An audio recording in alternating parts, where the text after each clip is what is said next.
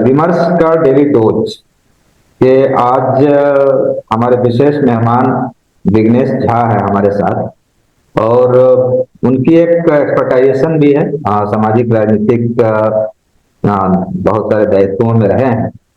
और क्योंकि आज का संदर्भ है राजस्थान का चुनाव, और उस राजस्थान के चुनाव में कई पहलू सामने आए हैं, और उसमें सबसे विशेष पहलू है वो है सामाजिक सुरक्षा का मामला।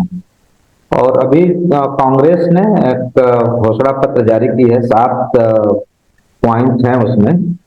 तो मैं पहले तो विघ्नेश भाई का स्वागत करता हूं कि आप हमसे जुड़े, और मैं चाहूंगा कि कुछ जो विशेष पॉइंट्स आपको जो लग रहे हैं उस पे बात रखें, फिर आगे हम इस पे आगे चर्चा करेंगे, विमर्श करेंगे।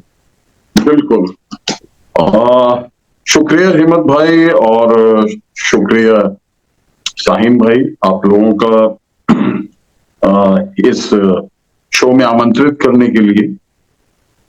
और जब हम लोगों ने कल देखा कि अचानक से कुछ ऐसे योजनाओं वादों की बाढ़ आई राजस्थान में, जो जिसके लिए क्योंकि हिम्मत भाई और मैं और शाहीन भाई भी, शायद हम सब सोशल सेक्टर से जुड़े हुए लोग हैं, सामाजिक कार्यकर्ता के तौर पे हमने अपना अधिकतर वक्त जो है जीवन का वो खर्च किया है। और जो हमारा अनुभव है अब तक का, वो कोई बहुत अच्छा अनुभव नहीं रहा है। हिम्मत भाई भी बताएंगे, और जो मेरा भी व्यक्तिगत अनुभव है, हम बहुत धीमी गति से या फिर अधिकतर क्षेत्रों में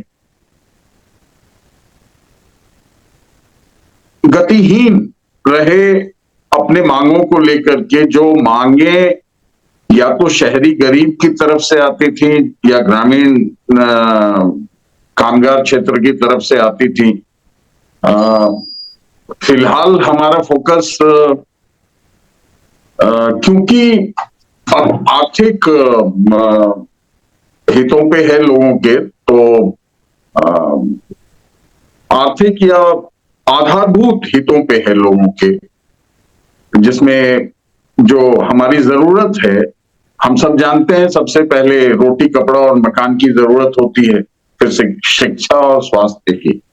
तो ये जो जरूरतें हैं, जिसके लिए हम लोग सामाजिक कार्यकर्ता के तौर पे लड़ते रहे पूरी जिंदगी और बहुत कम सफलता हासिल की, जिस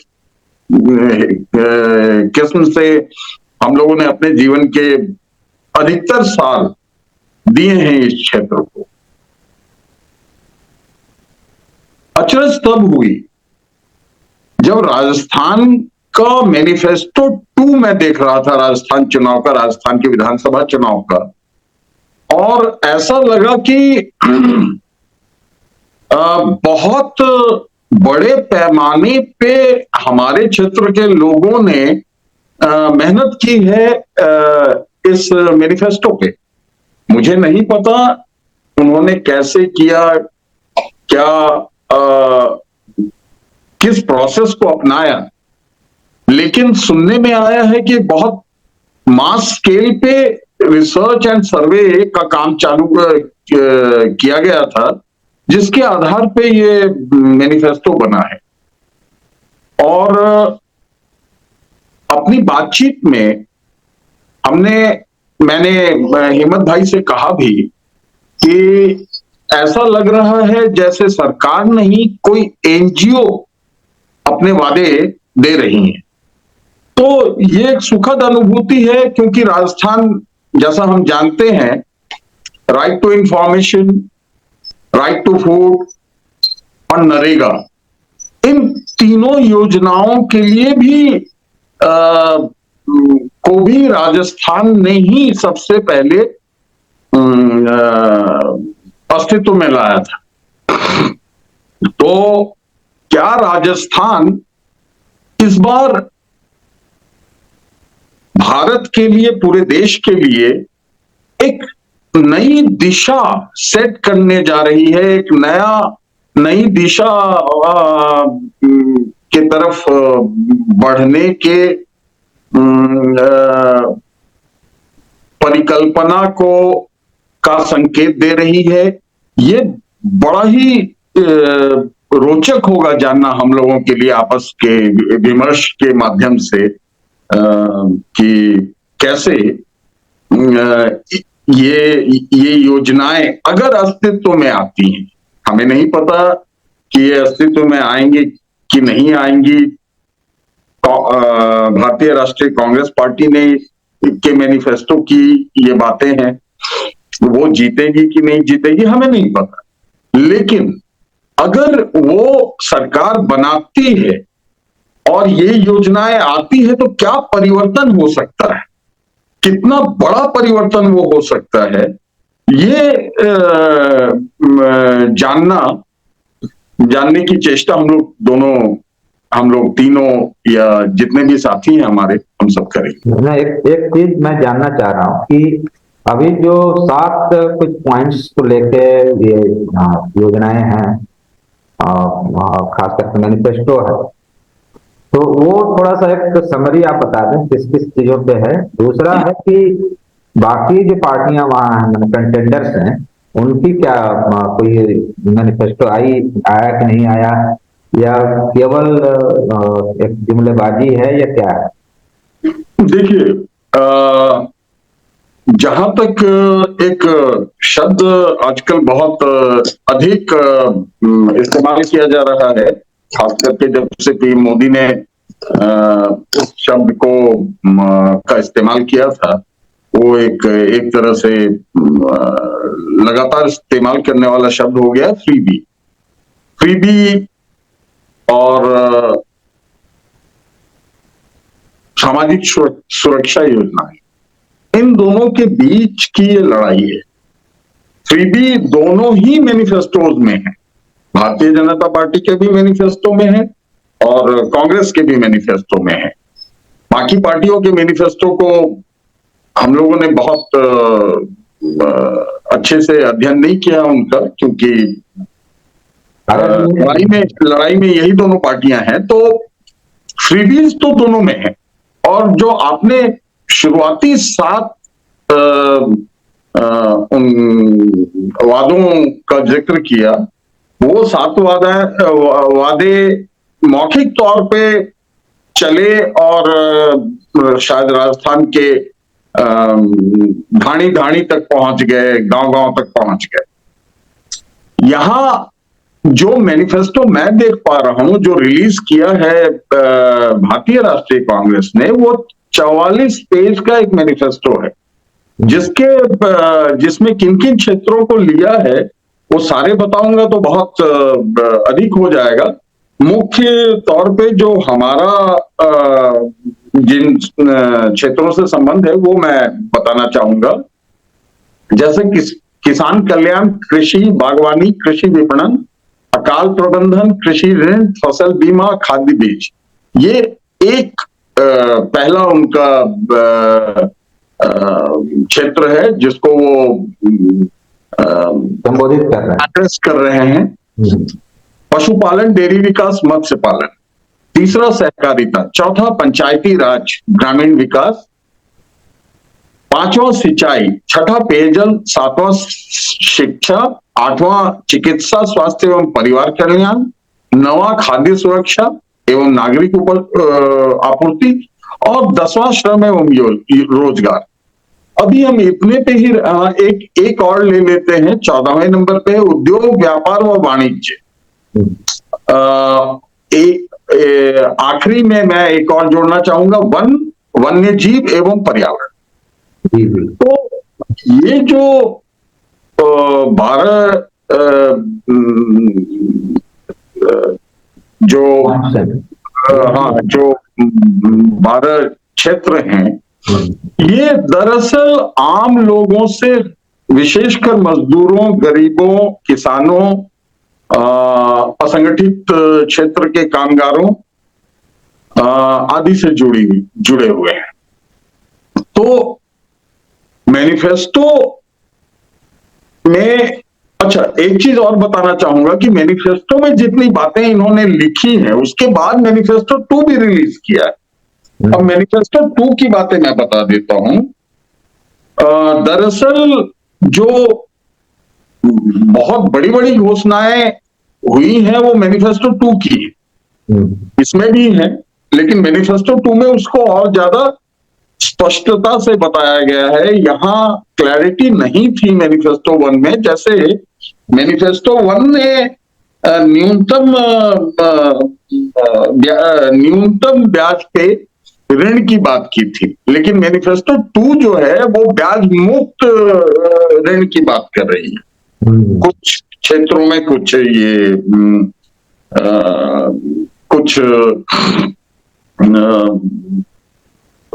व्यवसायी और किसानों और शिक्षित बेरोजगारों के लिए। तो जो बहुत बड़ी परिवर्तन लाने वाली चीजें हैं वो यही मुझे दिख रही हैं रोजगार के क्षेत्र में, जिसमें एक बताना चाहूंगा कृषि में है। किसानों का ऋण माफ 10 दिनों के अंदर उन्होंने करने का वादा किया है, किसानों का ऋण माफ, और वो पहले भी होता रहा है।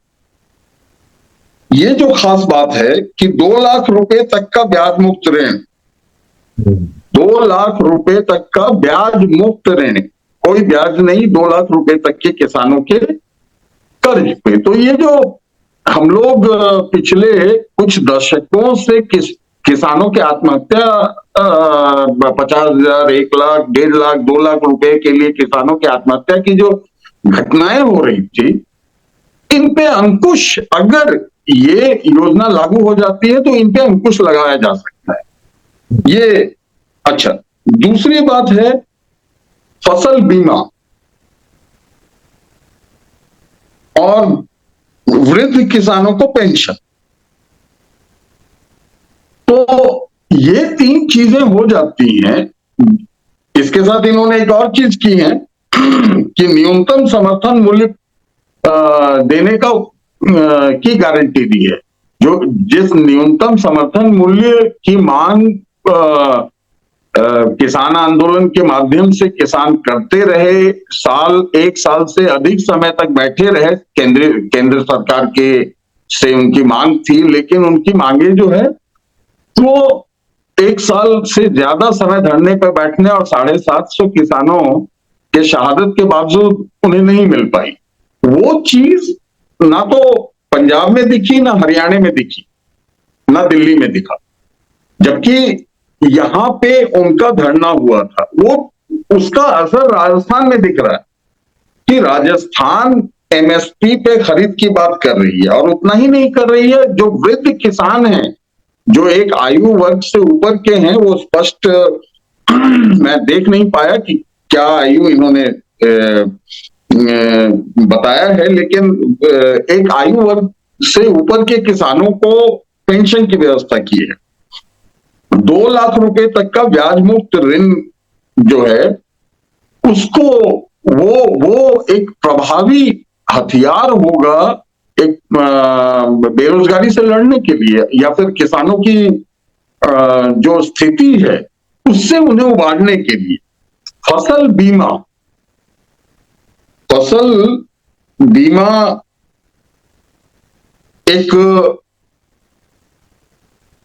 शायद बहुत कम दर पे या मुफ्त, ये बहुत ही क्लियर नहीं है अभी, आगे और स्पष्टता आएगी, लेकिन ये भी एक गेम चेंजर साबित हो सकता है।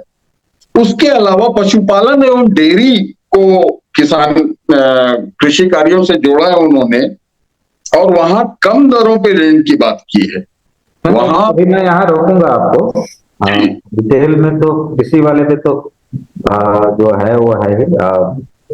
मैं थोड़ा चाह रहा था कि एक पॉइंट करके, जैसे महिलाओं के लिए शायद उन्होंने कहा है कि घर की प्रमुख जो महिला है या जी, उन्हें उसको शायद 1,000 या 10,000 रुपये साल का देंगे। 10,000 सालाना के लिए उन्होंने कहा है।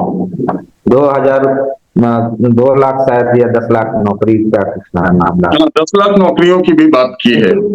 इसके पहले जो स्कीम चल रही थी जी, उसमें ये जानना चाह रहा हूँ कि इसमें 2-3 स्कीम खास करके जो हेल्थ को लेके शायद एक हाँ, हेल्थ के लिए जो इन्होंने किया है बेंचमार्क वो है शायद। वो बहुत ज्यादा अपील कर रहा है, सराहा जा रहा है, और उसको इन्होंने बढ़ाया भी है। जो 25 लाख तक के मुफ्त इलाज की गारंटी दे रही थी राजस्थान सरकार, उसको बढ़ा के दूना कर दिया है, डबल कर दिया है, 50 लाख तक का कर दिया है। पहली बात। दूसरी बात क्या की है उसमें कि 15 लाख तक की आपदा राहत बीमा योजना भी की है कि अगर किसी आपदा में किसी के साथ कोई दुर्घटना हो गई, कोई चिकित्सकीय आवश्यकता आ गई, तो 15 लाख रुपए तक का इलाज वो आपदा राहत वाले बीमा से भी करवा सकते हैं। तो मेरे ख्याल से स्वास्थ्य पे बहुत ज्यादा जोर डाला है। मैंने महिलाओं वाले उस वादे को बहुत गंभीरता से इसलिए नहीं लिया क्योंकि वो फ्रीबी में, कहा जा सकता है कि वो फ्रीबी में आता है। हालांकि अगर वो घर की जो मुखिया है महिला, उनको दिया जा रहा है, तो वो एक तरह से उसकी आवश्यकता है, अभी समाज में है उसकी आवश्यकता। जिस तरह की हमारी अर्थव्यवस्था का मार झेल रहे हैं लोग, खास करके ग्रामीण इलाकों के लोग, तो उसकी आवश्यकता है, लेकिन वो फिर भी फ्रीबी में आ जाएगा। यहाँ पे जो मुझे दिख रहा है इस मैनिफेस्टो में जो खास चीज दिख रही है वो ये दिख रही है कि फ्रीबी तो ठीक है, वो तो टेम्परेरी है, वो तत्काल दी जाने वाली राहतें हैं, 5 साल दी जाएंगी या 10 साल दी जाएंगी, लेकिन वो समाधान नहीं है हमारे इकोनॉमी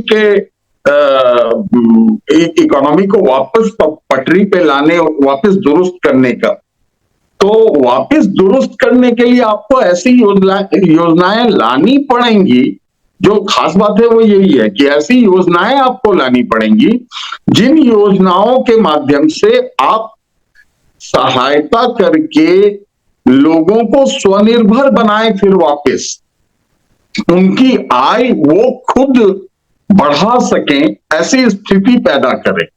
तो वो चीज दिख रही है इस मैनिफेस्टो में। जी, लेकिन एक चीज अब जानना चाहूंगा, यहाँ थोड़ी आवाज काफी तेज हो गई है। अच्छा, और कहाँ से हैं आप? अगली योजना के बारे में। जी, आपकी आवाज स्पष्ट नहीं हो पाई।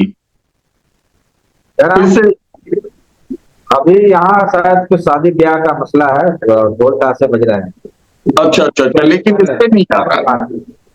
कि मेरा ये कहना है कि अभी राजस्थान सरकार ने जी, खास करके गिग वर्कर्स के लिए एक कानून बनाया जी, और देश का ये पहला प्रदेश है जी, जहाँ गिग वर्कर्स जो डिलीवरी करते हैं, सामान पहुंचाते हैं, उनकी सुरक्षा के लिए शायद, और लोग ये भी कह रहे हैं कि इसको पूरे देश में भी इसको रेप्लिकेट किया जाए, बिल्कुल लागू किया जाए। तो देखिए, गिग वर्कर्स तो एक रिवॉल्यूशन है ही, एक क्रांति है ही गिग वर्कर्स के लिए कानून लाना, क्योंकि गिग वर्कर्स पे ना तो उनके हालतों पे ना तो किसी की निगाह थी, ना ही उन्होंने अपने डिमांड को कभी अच्छे तरीके से रखा था। लेकिन all of a sudden Rahul Gandhi gig workers से मिलते हैं और उनके जो उनकी समस्याएं हैं वो निकल के आती हैं, और ये भी निकल के आता है कि उनके लिए तो अभी तक कोई कानून ही नहीं है। तो ये क्रांतिकारी कदम उठाया, लेकिन उसके साथ एक और क्रांतिकारी कदम राजस्थान उठाने जा रही है, तभी ये खास है, तभी ये प्रदेश और इस प्रदेश में जो अभी कांग्रेस की सरकार है और जो मैनिफेस्टो लेकर के आई है, वो खास इसलिए हो जाता है कि असंगठित क्षेत्र के मजदूरों के लिए ये एक और बहुत बड़ा ये प्रॉमिस कर रही है कि असंगठित क्षेत्र के मजदूरों के लिए मजदूर एवं कामगार कल्याण बोर्ड की स्थापना की जाएगी। मजदूर एवं कामगार कल्याण बोर्ड की स्थापना की जाएगी और जो अच्छा, ये बोर्ड इस बोर्ड की आवश्यकता शायद हर प्रदेश में रही थी और हम लोगों ने कितने सालों तक, दशकों तक ये मांगे उठाते रहे हैं हम लोग, यहां तक कि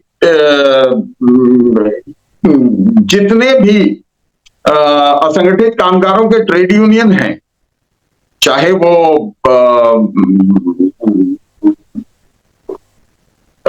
ये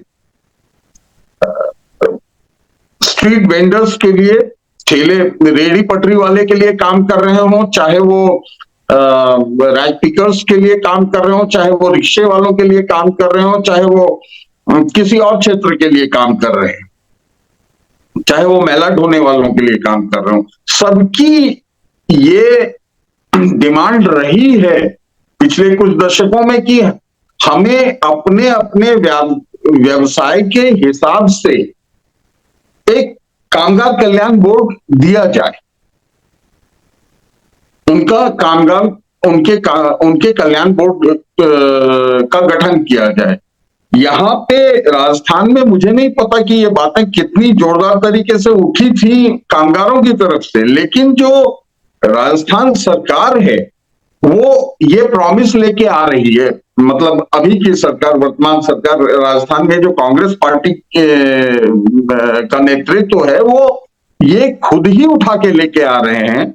तो न सिर्फ गिग वर्कर्स बल्कि रिक्शा चालक, रेहड़ी पटरी वाले, जो हमारे कूड़ा बीनने वाले हैं, जो हमारे घरेलू कामगार महिलाएं हैं, जो दूसरों के घरों में काम करने वाली जो सहायिकाएं हैं, जो महिलाएं हैं या पुरुष हैं, माली हैं,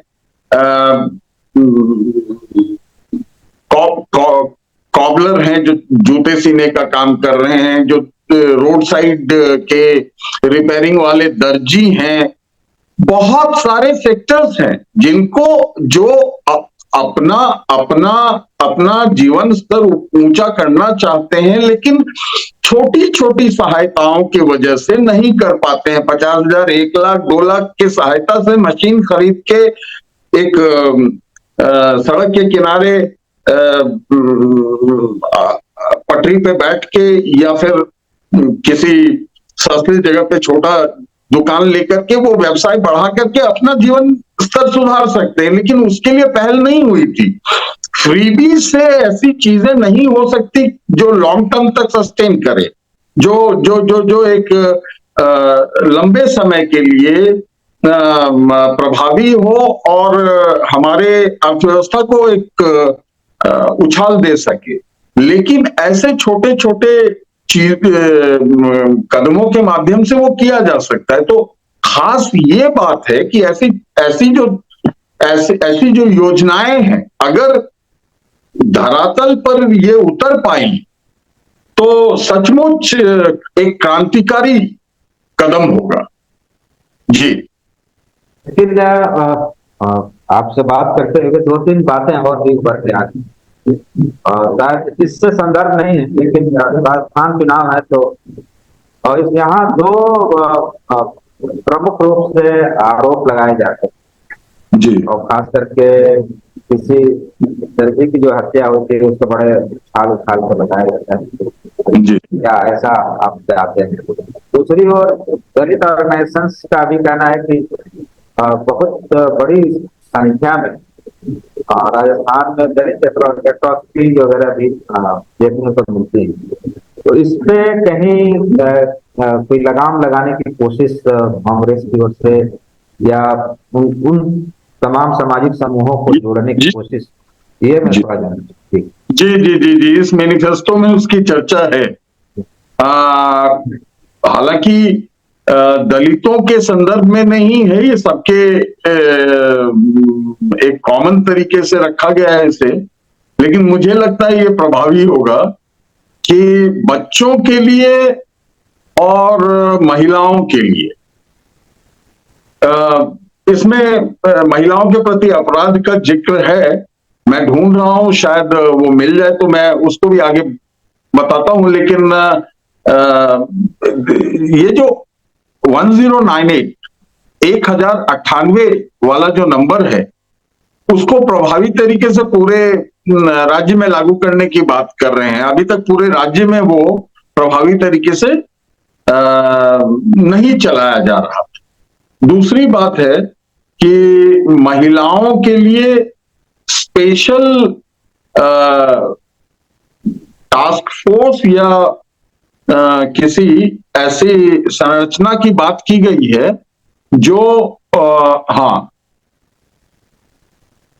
महिलाओं की सहायता के लिए महिलाओं की सहायता के लिए महिलाओं द्वारा ही संचालित 24x7 women helpline call centre की स्थापना की जाएगी, जो महिलाओं को मानवीय और पुलिस सहायता उपलब्ध करवाएगा। महिलाओं के विरुद्ध होने वाले गंभीर अपराधों में समयबद्ध त्वरित अनुसंधान कर दोषियों को पकड़ा जाएगा और ऐसे अपराधों के विचारण हेतु निर्धारित समयावधि के अंतर्गत न्याय की व्यवस्था को सुनिश्चित किया जाएगा। प्रदेश की सभी सार्वजनिक और निजी शैक्षणिक संस्थाओं में छात्राओं के लिए फंक्शनल टॉयलेट्स की 100% उपलब्धता को सुनिश्चित किया जाना। तो ऐसी चीजें इन्होंने क्रमबद्ध तरीके से रखा, बहुत सारी चीजें इन्होंने रखी है। ये सच में एक चिंता की बात है कि दलितों के प्रति जो अपराध समाज में बढ़ते जा रहे हैं उसमें जो कुछ ऐसे प्रदेश हैं, देखिए बड़ा ही उन्नत प्रदेश है राजस्थान। अगर आर्थिक दृष्टि से देखें तो उन्नति की तरफ बढ़ने वाला राज्य दिखता है वो, लेकिन जो सामाजिक व्यवस्था है, जो हमारे रूढ़िवादी व्यवस्था को ढोने की बात है, तो राजस्थान उसमें भी बहुत आगे है। इसको बदलने के लिए समय चाहिए, लेकिन अभी जिस प्रकार से ये धर्म का ओवरडोज लोगों को दिया जा रहा है विभिन्न राजनीतिक और अन्य संगठनों के द्वारा, तो वहां पे ही जड़ है इस प्रकार के अपराध की, क्योंकि वो जो मनुवादी व्यवस्था है वो लोगों को जाति में विभक्त करती है, और कुछ जातियों के लिए उन्होंने बहुत ही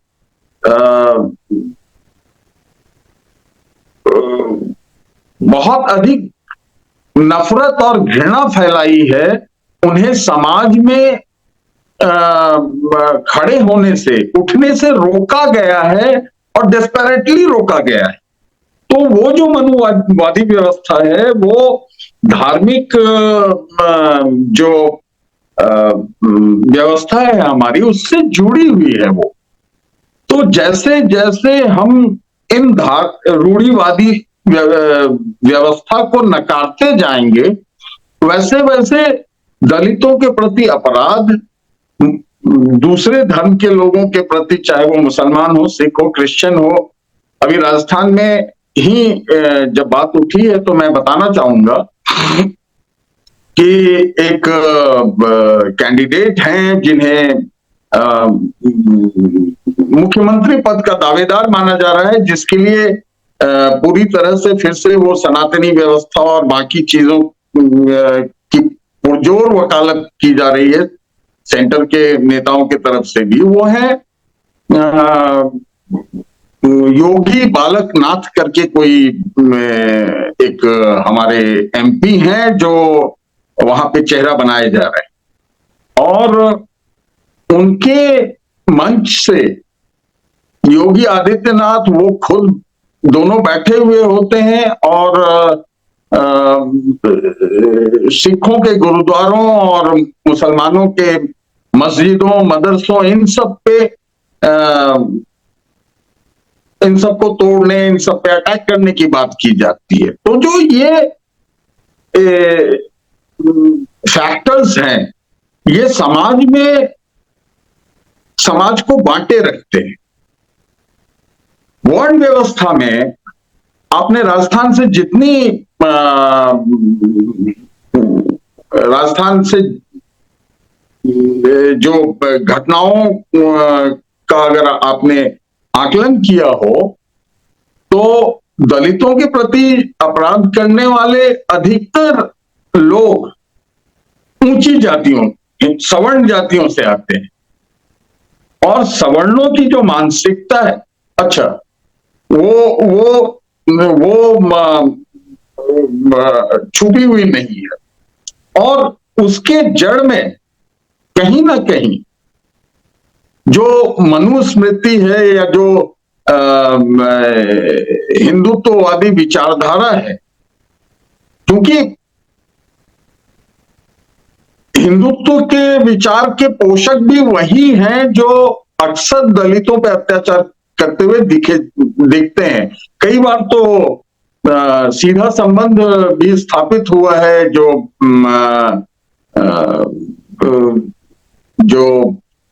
धार्मिक राजनीति करने वाली पार्टियों और ऐसे कांड करने वाले लोगों के बीच। तो इस पे होगा जरूर कुछ, हम अगली चर्चा में इसको इस पे स्पेशल फोकस करके, क्योंकि ये बहुत बड़ा एक मुद्दा है, इस पे स्पेशल फोकस करके हम बात कर सकते हैं, चर्चा कर सकते हैं, विमर्श कर सकते हैं। लेकिन फिलहाल जो हमारा फोकस एरिया है, उस फोकस एरिया को ये एड्रेस करता हुआ दिख रहा है मुझे।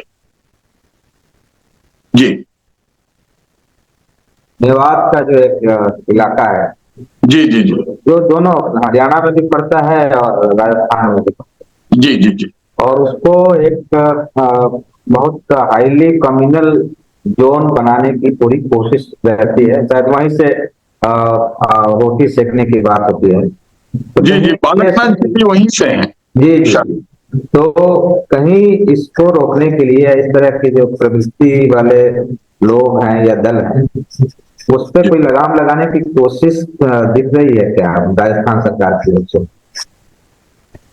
देखिए, इससे लड़ती हुई तो दिख रही है राजस्थान सरकार, क्योंकि कम्युनल एजेंडा को दरकिनार करके विकास के मुद्दे पे जो विरोधी पार्टी है उसको लाने में सफल तो हो गए हैं, जो हो गई है ये मैनिफेस्टो। लेकिन धरातल पर मुझे लगता है कि और काम करने की आवश्यकता है, और जो ये एक विचारधारा की लड़ाई है, इसको पैरेलली बहुत ही ऑर्गेनाइज्ड तरीके से चलाए जाने की आवश्यकता है, जहां तक मुझे लगता है। विमर्श जुड़ने के लिए आपने जो भी बातें रखी हैं, और खास करके राजस्थान के संदर्भ में जो जो एजेंडे आप लोग एक सामाजिक सरोकार को लेके आप लोग जो लड़ाई लड़ते रहे, और उसमें भी सामाजिक सुरक्षा का जो सवाल है, सामाजिक सुरक्षा का मतलब केवल ये नहीं है कि आपको 24 घंटे कोई आपके साथ पहरा देता रहे। सामाजिक सुरक्षा का मतलब है एक एम्पावर्ड भी होना, जी समाज एम्पावर्ड भी हो। तो इस तरह का जो विमर्श है हम चाहेंगे।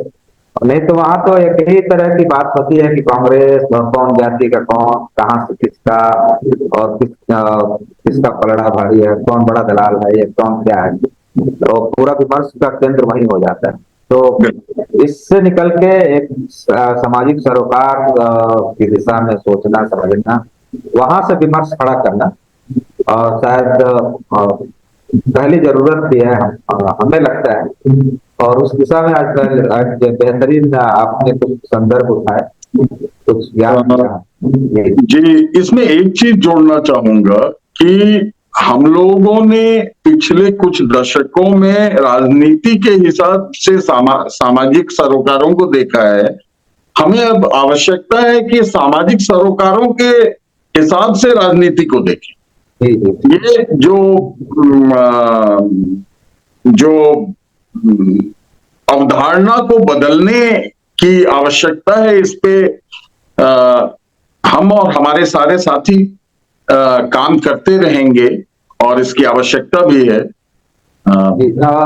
तो मुझे लगता है कि विमर्श जारी रहे, और जी फिर हम नए मुद्दे पे नए विमर्श के साथ फिर उपस्थित होंगे। आप सभी दर्शकों से, जो भी हमारे शुभचिंतक हैं, उनसे आग्रह है कि हमें सब्सक्राइब करें, लाइक करें, शेयर करें, कमेंट्स करें, और ज्यादा से ज्यादा शेयर करें तो दूर तक हमारा विमर्श, आपका विमर्श जाएगा। धन्यवाद। जी, बहुत बहुत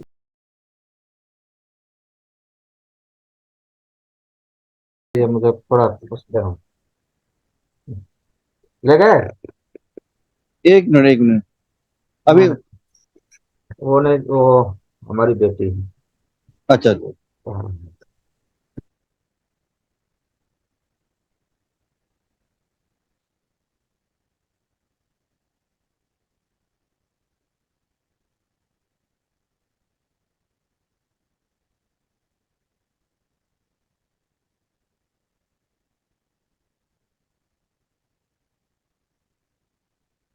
अब मैं आपको होस्ट बना रहा हूँ, ठीक है?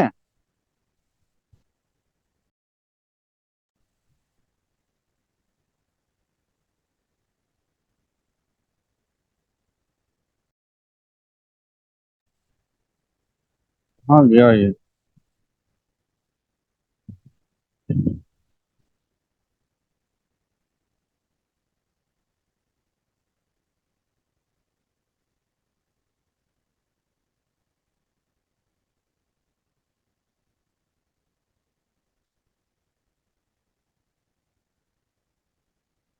हिम्मत जी, आप होस्ट बन गए हैं। ठीक ठीक ठीक। तो अब इसको क्या ऑन होगा करने जब के, हाँ, इसको ऑन करने आ, के लिए कैसे करूंगा मैं? आप कुछ नहीं, आपके ऑप्शन होगा ना, एंड जब करना होगा ना, हाँ आप कुछ नहीं करना है, वो उनका आएगा तो वो एक्सेप्ट, आप ही एक्सेप्ट करेंगे, कोई नया एंट्री आएगा तो। ठीक है। नहीं, हम शुरू करेंगे तो कब से शुरू करना हो, कैसे शुरू करना आप जब शुरू कर दे, अब मैं ऑन करके मीटिंग चले जाऊंगा, आप जब चाहे तब, ये ऑन है, उसी वक्त शुरू हो जाएगा ये। हो? अच्छा अच्छा, शुरू हो चुका है इसका मतलब। हाँ, हम ये शुरू हो चुका है। हम बाद अच्छा। में उसको एडिट कर देंगे हम हाँ लोग, हाँ, ठीक है? ठीक ठीक। ठीक है, क्योंकि ठीक। अभी मैं अगले 1 घंटे तक रह ना पाऊंगा। ठीक है। आज अपने यहाँ से जब एंड करेंगे ना तो सारा एंड हो जाएगा वो। चलिए, ठीक ठीक ठीक। ठीक है, ठीक चलिए। है। ओ ओ ओ।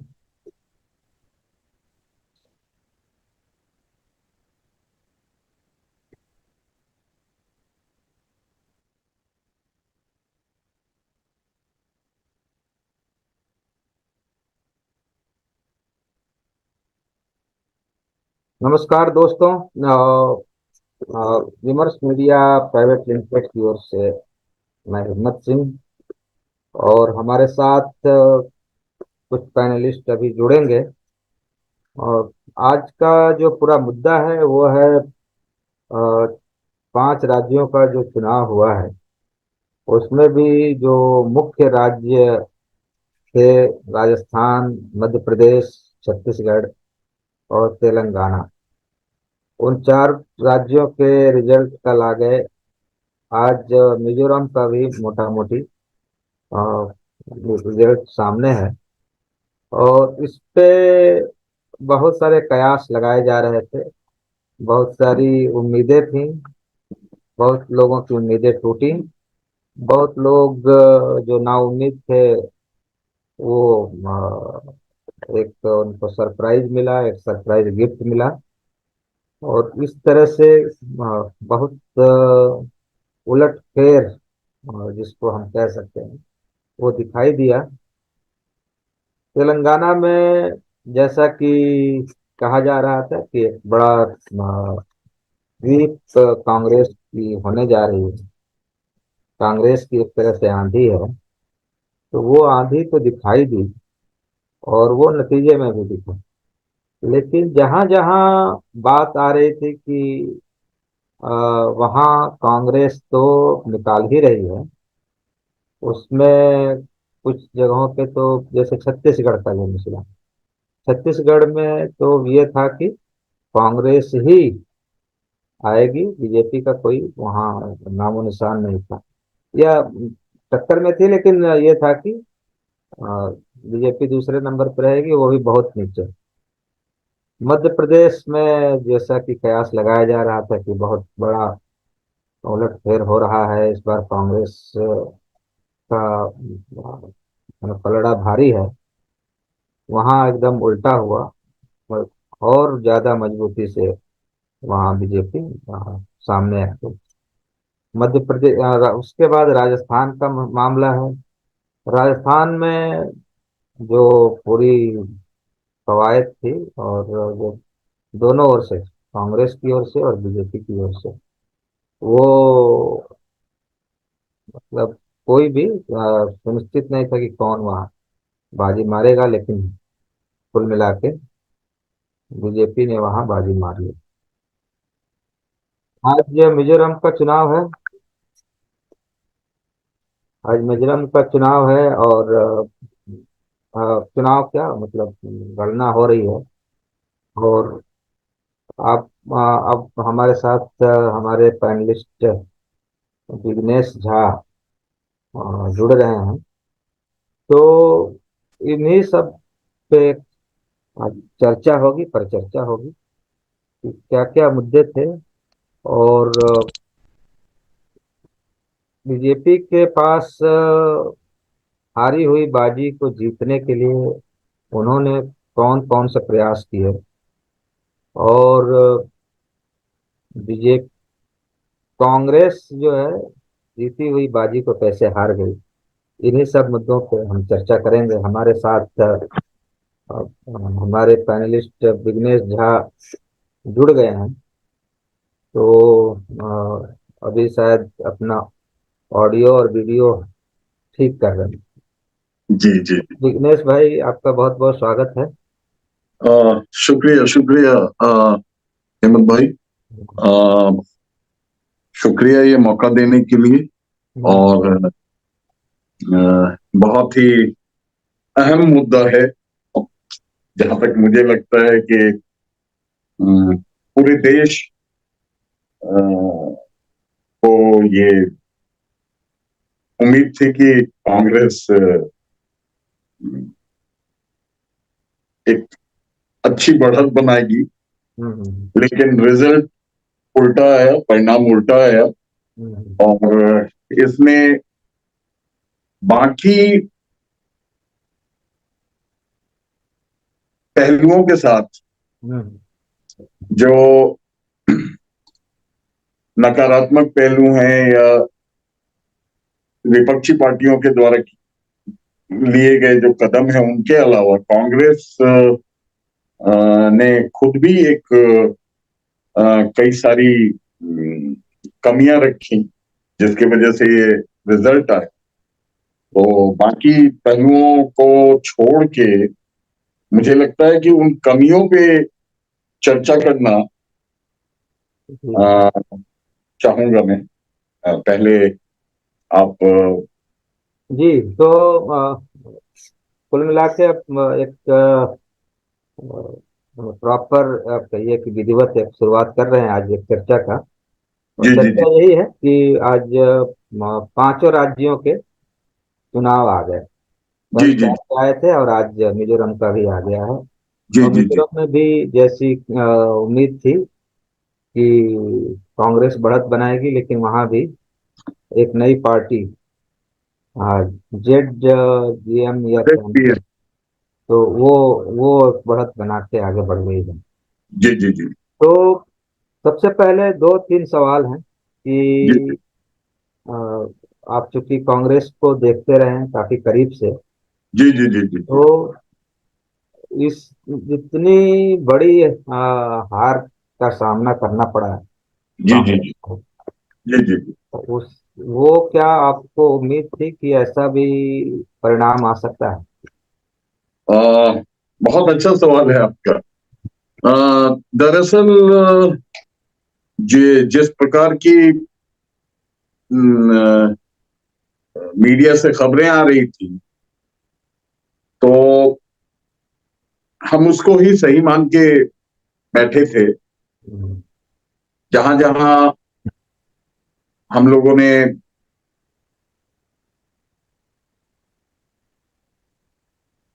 जमीन पे नहीं, जो चीजें हम लोगों ने देखी, और जहां जहां से हम लोगों को व्यक्तिगत तौर पे खबरें आती थी, हम्म, वहां कुछ शंका जरूर थी।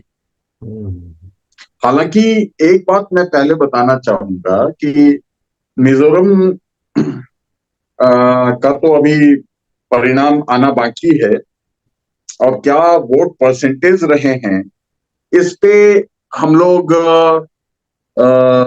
ये अभी हमारी जानकारी में नहीं है। हम्म, दूसरी बात है कि जो मिजोरम का रिजल्ट है, उसमें एक समुदाय विशेष के प्रति दूसरे समुदाय हम्म, अ, का जो व्यवहार रहा है मणिपुर में, या मणिपुर की जो घटना है, वो उससे प्रेरित है।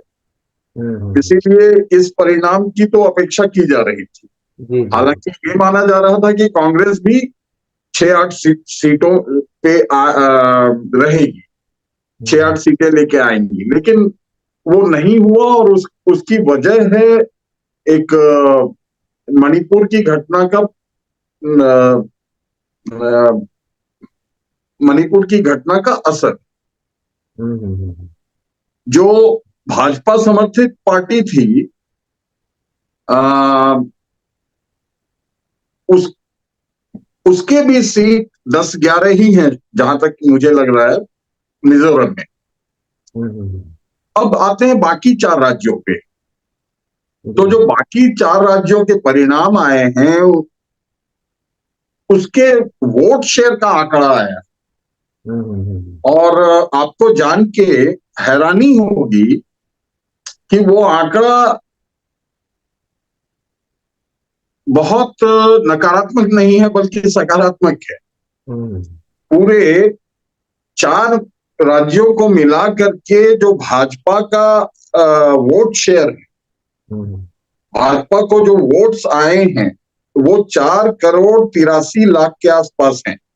हम्म, और जो कांग्रेस को वोट आए हैं, वो 4,90,00,000 के आसपास ज्यादा है इसका मतलब। है। हाँ, हम्म, भाजपा से ज्यादा है। हम्म, हालांकि उम्मीद ये की जा रही थी कि उन राज्यों के चुनाव, खास कम से कम 3 राज्यों के चुनाव में कांग्रेस कांग्रेस बढ़त बनाएगी। हालांकि कांग्रेस ने बढ़त तो नहीं बनाई, हम्म, लेकिन जो वोट शेयर है, हम्म, वो कांग्रेस ने बरकरार रखा। अगर कुछ गलतियां राज्य स्तर पे नहीं हुई होती, या नहीं की जाती, तो एक कांग्रेस की कुछ खामियां भी हैं, जिसको आ, बड़े खुले मन से आ, स्वीकार करना, और उसके आ, उसे सुधारने के दिशा में हम्म, कदम उठाने की उम्मीद रखना, ये भी एक सकारात्मक पहलू है। और मुझे लगता है कि ये हमें करना चाहिए। जी। अभी ये तो हो गया वोट शेयर का मसला। एक तो बीजेपी जिस पिच पे खेलती है, जी जी जी वो पिच है उसका, खास करके हिंदुत्व का, जी जी जी या जो एक ब्राह्मणिकल, जो पूरा मोडस ऑफ ऑपरेंडी, या जो भी आप उसका नाम ले सकते हैं। जी जी जी और कहीं कांग्रेस भी थोड़ा लिबरल बन के उस पिच में घुस जाती है, और उसका कुछ फायदा तो नहीं होता है। उल्टा जो इसके जो कोर सपोर्टर होते हैं, वो भी कहीं ना कहीं लगता है कि ये भी तो वही है। तो क्या जी। ये भी कुछ मामला रहा क्या तो? बहुत अच्छा सवाल रहा आपका ये। इनफैक्ट मैं 2-3 मिनट का टाइम चाहूंगा इसको एकदम एक्सप्लेन करने। हाँ जी हाँ, जी। एक्सप्लेन करने के लिए। हाँ जो मुझे लगता है, मैं क्योंकि मैं पत्रकार हूं नहीं, हाँ। एक सामाजिक और राजनीतिक कार्यकर्ता रहा हूं, सामाजिक कार्यकर्ता अधिक रहा हूं, तो अ, जितने भी ऐसे लोग हैं जिनकी जिनकी आस्था संविधान में है, हम्म, जिनकी आस्था मिली जुली संस्कृति में है, जिनकी आस्था विभिन्न भाषाओं के बीच एक मीठा संबंध, विभिन्न जातियों, प्रजातियों, भौगोलिक स्थितियों, सामाजिक और आर्थिक स्थितियों के बीच एक संतुलन का जो माहौल हम लोग देखते आए हैं हम्म, बचपन से, और संवैधानिक संवैधानिक संविधान के दायरे में, एक संवैधानिक व्यवस्था के दायरे में जो देखते आए हैं, जी जी। जो बहुत अच्छे से चल रहा था आजादी के बाद से अब तक, जो जिसे बहुत अच्छे से चलाया जा रहा था, हम्म, उसको किस तरह से वो बिगड़ा, हम्म, उसमें भाजपा का जो रोल है, उसमें भाजपा की जो भूमिका है, ये हम्म, तो हम सब देख ही रहे हैं। जी जी। लेकिन उसमें कांग्रेस कहां तक बही, कहां तक बह के गई, कहां तक और किस स्तर पे कॉम्प्रोमाइज हुए, जी जी। ये जानना भी अहम है। और शायद मेरी नजर में हम्म, यही कारण भी है इस जो ये परिणाम है इसका। तो मैं 3 पॉइंट्स में इसको रखना चाहूंगा कि जैसे मध्य प्रदेश की जनता ने पहला संदेश दिया, हम्म, मध्य प्रदेश की जनता ने पहला संदेश दिया है कि उन्हें सॉफ्ट हिंदुत्व कार्ड नहीं चाहिए कांग्रेस की तरफ से, जो आप परिणाम में देख रहे हैं। हम्म, सॉफ्ट हिंदुत्व कार्ड इसलिए नहीं चाहिए कि एक तरफ तो हिंदुत्व का कार्ड खेलने वाले ऑलरेडी परेशान कर रहे हैं उन लोगों को, ऑलरेडी उन लोगों को परेशानी में डाल रहे हैं, हम्म, जो धर्मनिरपेक्षता वाली संस्कृति के हैं। जी जी जी। आ,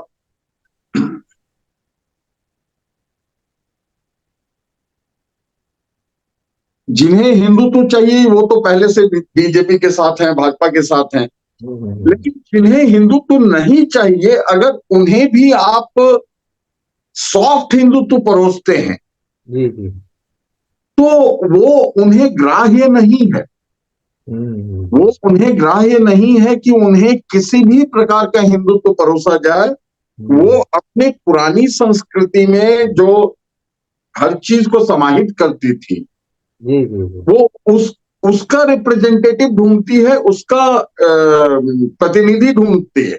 हम्म, और ऐसे में दो राज्य, जिसमें मध्य प्रदेश अहम है, तो इन दो राज्यों में सॉफ्ट हिंदुत्व का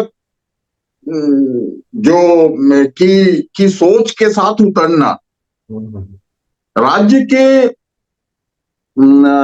नेतृत्व के लिए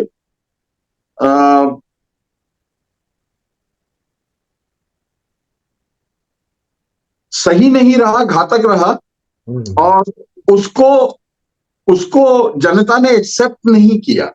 पहला ये था। दूसरा स्पष्ट संदेश मुझे दिखता है कि विधानसभा चुनाव हो या लोकसभा चुनाव, जो पुराने चेहरे जमीन पे उतारे गए, उसमें युवा, दलित, आदिवासी, ओबीसीज, महिला, इन सबका प्रतिनिधित्व कम था, जो कि राहुल गांधी जी के विजन से और कांग्रेस नेतृत्व के विजन से मेल नहीं खाता था। मैंने राहुल गांधी जी का इसलिए नाम लिया कि भारत जोड़ो यात्रा के बाद वो जनता के साथ सीधा संवाद स्थापित करके वो एक सर्वमान्य नेता के तौर पे स्थापित हुए, और उनका जो विजन है उसे लोगों ने पसंद किया। तभी उनके साथ लाखों लोग पूरे देश में चलते रहे। तो जो विजन वो रख के आए जनता के साथ सामने, और जो जिस जिस जिस तरह का राज्यों में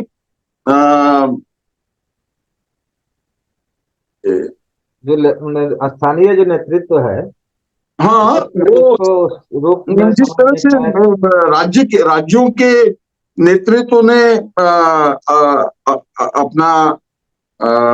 अपने कैंडिडेट्स को रखा, तो वो मेरे ख्याल से उन दोनों के बीच तारतम्य नहीं था।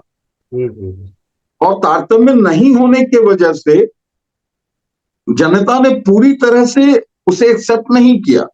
हालांकि जो सीट्स आए हैं कांग्रेस के, मेरे ख्याल से वो भी इसलिए आए हैं कि राहुल गांधी जी के विजन की स्वीकार्यता रही है जनता में।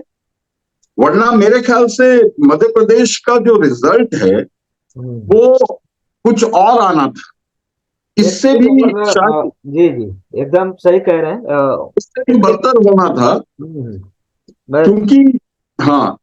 और तीसरा मैं रखना चाहूंगा कि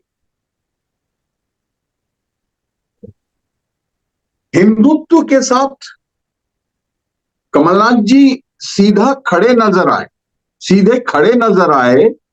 वो बाबा बागेश्वर के साथ खड़े नजर आए, लेकिन उस दलित लड़के के साथ खड़े नजर नहीं आए जिसके साथ बागेश्वर बाबा के भाई ने दुर्व्यवहार किया था, गाली गलौज और मारपीट पता नहीं क्या किया था। तो उसके प्रति संवेदना प्रकट करने नहीं गए। तो एक प्रकार से वो जो सवर्णवादी व्यवस्था जो जिसका प्रमोशन भाजपा करती है, उस व्यवस्था को अगर आप चैलेंज नहीं कर रहे हैं तो आप दूसरी व्यवस्था नहीं है। मैं इस परिणाम को बहुत सकारात्मक मानता हूं, और इसीलिए मानता हूं कि शायद अब कांग्रेस नेतृत्व इस बात को समझ के और जो सांगठनिक ढांचा है कांग्रेस का, उसमें आमूलचूल परिवर्तन के लिए सोचेगी, क्योंकि कांग्रेस को 2024 के लोकसभा इलेक्शन में जाना है। यह भी स्पष्ट कर दूं कि यहां कांग्रेस की बात इसलिए हो रही है कि जो हाँ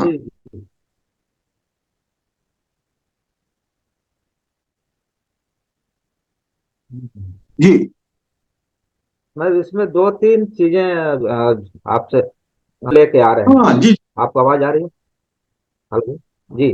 जी जी मुझे। तो इसमें दो तीन, जी जी, एक तो जो ओबीसी वाला जो कार्ड है, कांग्रेस जी राहुल गांधी का, एक तो वो जी जी पे हम चर्चा करेंगे। दूसरा, जहाँ 100,000, 2,000 के नीचे जो मार्जिन से कांग्रेस की सीटें गई हैं, जी एक जी चीज मैं थोड़ा सा आपसे जानना चाहूंगा कि जहाँ मार्जिन कम होता है जी जी वहाँ तो ये सवाल है। दूसरा ये सवाल है कि जो नेतृत्व है, खास करके मध्य प्रदेश में या राजस्थान में, राजस्थान में तो हमेशा सचिन पायलट और गहलोत के बीच में काफी रहा है, घमासान हमेशा बनी रही है। जी जी तो एक तो नेतृत्व, सांगठनिक संकट है। तीसरा, इंडिया अलायंस का जो मसला है, उसमें जी जी मुख्य भूमिका कांग्रेस की है। और कहीं कांग्रेस में वो कई लोगों का मानना है कि जैसे ही उनको पता लगा कि हम तो यहाँ जीत ही रहे हैं, तो एक एरोगेंसी भी दिखाई देने लगी। और अलायंस के पार्टनरों के साथ वो एक अच्छा व्यवहार शायद देखने को नहीं मिला। चाहूंगा कि एक बात आप रखें तो ज्यादा बेहतर हो। जी जी जी। ये देखिए इसमें दो तीन सवाल हैं। तो पहला तो ये है कि जो अ, राजस्थान का मामला है, वो मामला कुछ ऐसा नहीं है, वो नेचुरल परिवर्तन का मामला है। इनफैक्ट इससे पहले जो क्योंकि वहां वन बाय वन का एक मेथड चलता है। तो पिछली बार जब कांग्रेस हारी हम्म, थी तो 21 सीटों पे चली आई थी। इस बार शायद 70 से अधिक है। हम्म, तो राजस्थान, अच्छा दूसरी बात यह कि जो अशोक गहलोत जी और सचिन पायलट जी के बीच घमासान की बातें होती है, तो उससे बहुत ज्यादा घमासान तो भाजपा के अंदर थी। इनफैक्ट भाजपा किसी हम्म, चेहरे के बगैर उतरी थी वहां पे। वसुंधरा जी के चेहरे को उन्होंने मुख्यमंत्री के तौर पे पेश भी नहीं किया था। लेकिन बहुत सारे लोगों से मुझे ये फीडबैक मिला था कि उनका मानना था कि अशोक गहलोत जी ने बहुत अच्छा काम किया, लेकिन जो परंपरा है वो बनी रहनी चाहिए। तो वो परंपरा के साथ कुछ कुछ लोग गए। जहां तक मध्य प्रदेश और कमलनाथ जी की बात हम्म, है, और अखिलेश यादव जी की बात है, तो शायद मुलायम सिंह यादव जी के मित्र रहे हैं कमलनाथ जी। लेकिन फिर भी हम्म, कैमरे पे या जनता के बीच ये संदेश नहीं था कि मुलायम सिंह जी के मित्र रहे हैं। वो तो अखिलेश को एक बेटे की नजर से देखते हैं, इसलिए शायद उन्होंने बहुत फॉर्मल होकर के बात नहीं की थी। तो जनता के बीच जरूर जरूर ऐसा संदेश गया था जो सकारात्मक नहीं था। लेकिन मुझे नहीं लगता कि उसके वजह से कुछ फर्क पड़ा है। हाँ, समाजवादी पार्टी के चुनाव में उतरने से जरूर फर्क पड़ा होगा। अभी आकलन होना बाकी है। हम्म, हो सकता है ये पता चले कि जहां जहां कांग्रेस हम्म, 1,000-1,200 वोटों से हारी है, वहां वहां समाजवादी पार्टी और बहुजन समाजवादी पार्टी का वोट से का जो को 1,200, 1,500 या 2,000 मत मिले हों, तो ऐसे बहुत जगहों पे हो सकता है, और अच्छे खासे जगहों पे हो सकता है ऐसा। लेकिन फिर भी एक जो बाइपोलर चुनाव की दिशा में भारत बढ़ रहा है, प्रेसिडेंशियल फॉर्म की तरफ, उसमें किसी पार्टी के लिए पूरी तैयारी के साथ नहीं उतरना, स्ट्रैटेजी में समस्या होना, स्ट्रैटेजी अच्छी ना बना पाना, या सांगठनिक सांगठनिक फ्रंट पे बहुत बहुत सोची समझी रणनीति के तहत कार्य करना, नहीं करना, ये अफोर्डेबल नहीं है। ये इसको इसका इसको इसका मतलब तो ये है कि जो साउथ में कांग्रेस है, चाहे वो कर्नाटका की हो, चाहे वहाँ की जो क्या बोलते हैं सांगठनिक रणनीति या तमाम चुनावी रणनीति में कांग्रेस के ही, बाकी तो हम दूसरों को तो छोड़ दें, कांग्रेस के ही जो नेता हैं या कार्यकर्ता हैं, वो ज्यादा जुझारू होके, ज्यादा चुनौती के रूप में लेके काम करते हैं।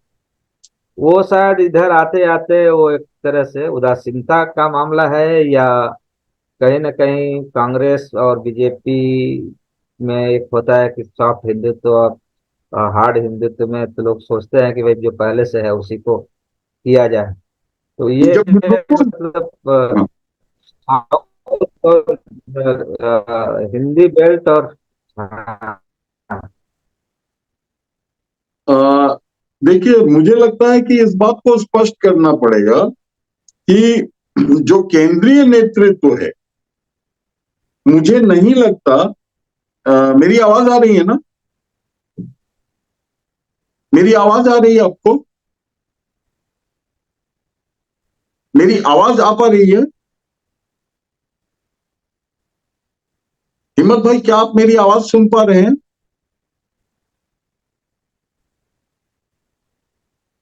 तो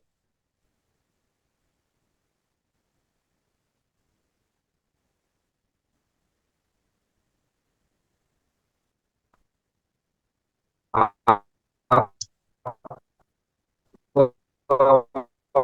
आवाज आवाज आपकी ब्रेक हो रही है शायद।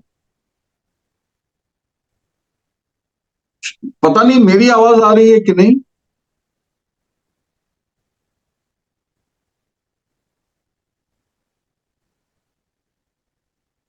क्या मेरी आवाज आ पा रही है?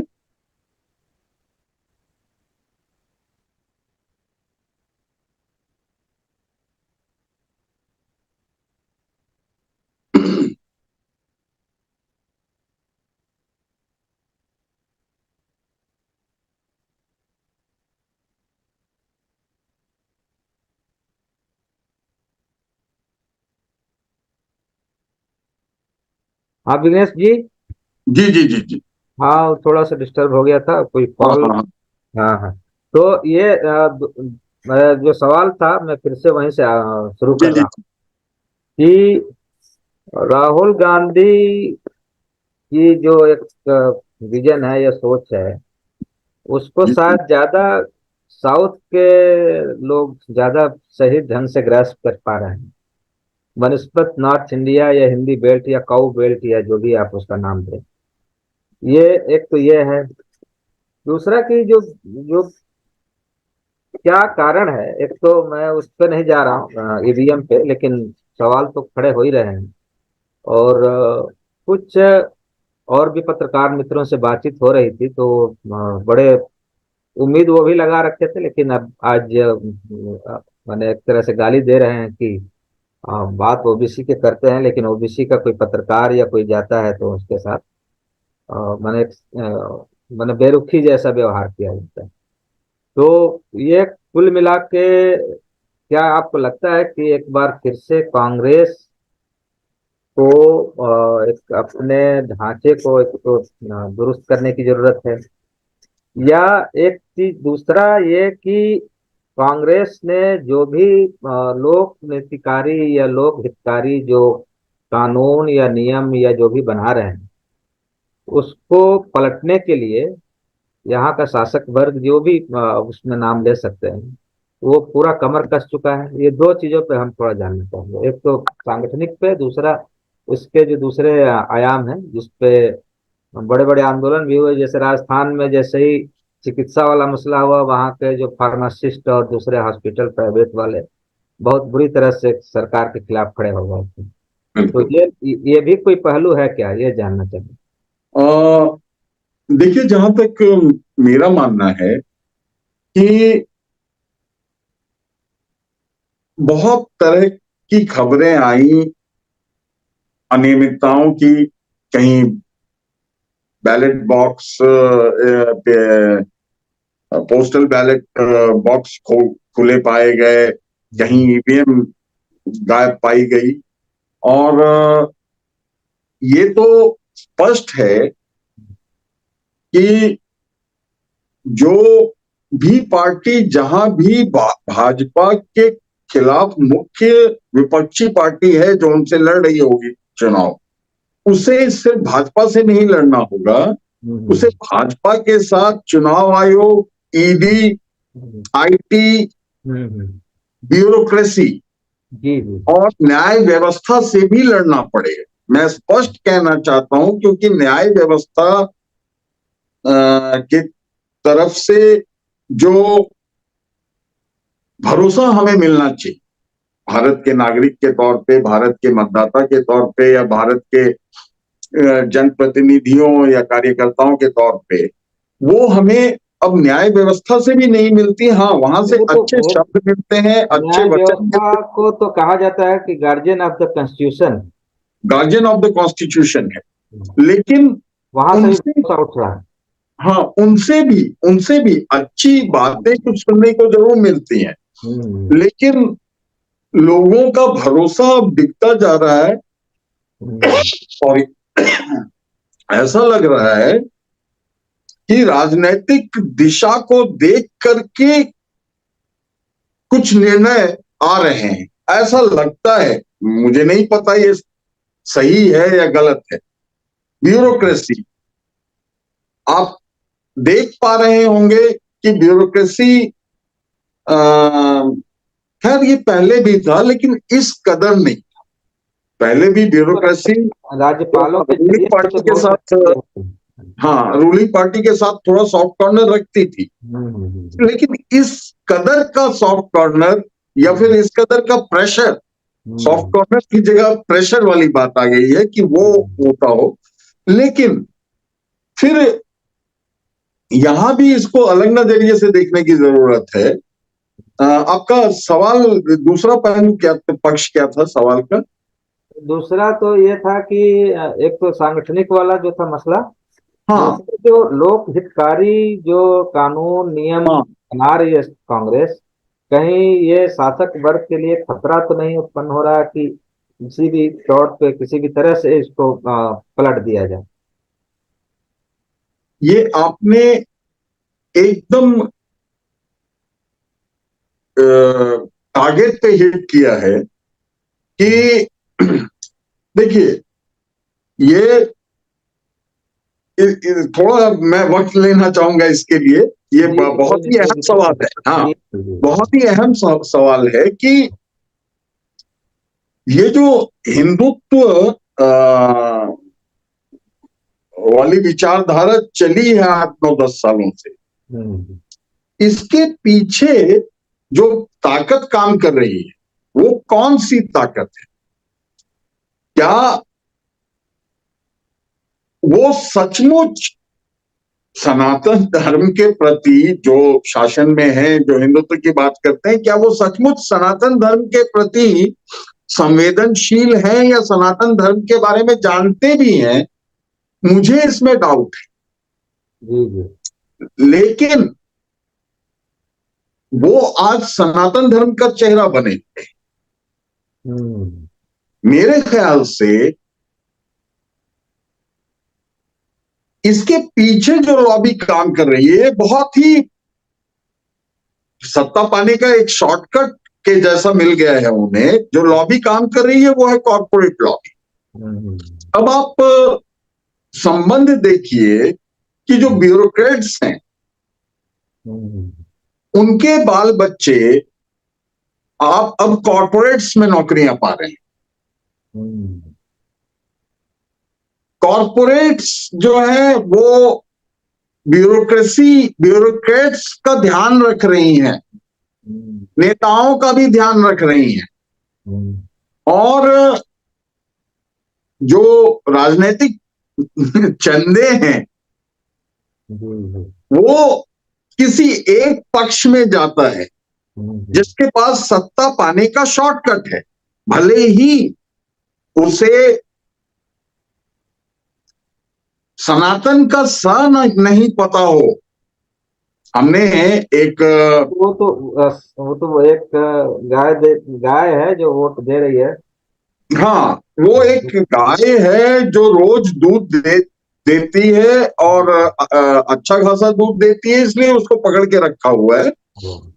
तो एक पूरी तरह से नए व्यवस्था का निर्माण हुआ है, जिसे जो ग्लोबल पॉलिटिक्स है, जो ग्लोबल मंच पे इसे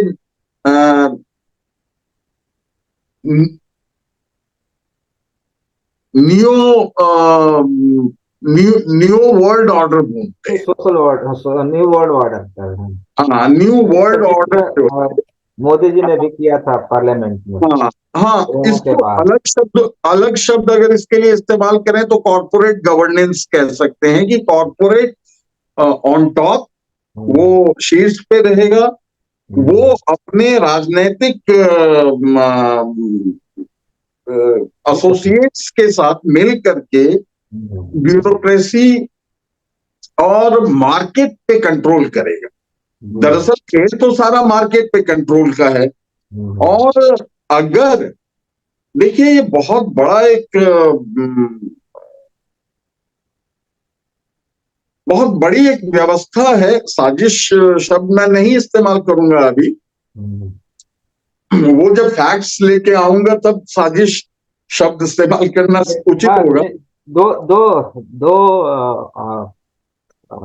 कांग्रेस अभी दो है, मतलब एक तरह का पुरानी वाली कांग्रेस है और एक राहुल वाली कांग्रेस के रूप में लोग देख रहे हैं। राहुल वाली कांग्रेस जहां जहां लोग अपना रहे हैं वहां वहां तो एक बढ़त बन रही है, एक जीत बन रही है। एग्जैक्टली। तो क्या कांग्रेस बीजेपी से लड़ रही है या कांग्रेस से ही लड़ रही है, ये थोड़ा सा हम जानना चाहते हैं। हाँ, कांग्रेस से लड़ रहे हैं, कांग्रेस इसको मैं दूसरे शब्दों में कहना चाहूंगा कि राहुल गांधी की जो विचारधारा है, हालांकि वो सबसे पुरानी विचारधारा है, जो आजादी के बाद के बीच में, हाँ, जो आजादी के बाद महात्मा गांधी या आजादी के वक्त महात्मा गांधी और नेहरू, पंडित नेहरू ने एक जो व्यवस्था को आगे बढ़ाने के लिए रास्ता लिया था, जो हाँ, जिसे बाबा साहब की मेहनत से जो संविधान एक इंक्लूसिव संविधान का निर्माण हुआ, और उस संविधान को दिशा देने के लिए जो इन लोगों ने एक व्यवस्था का निर्माण किया।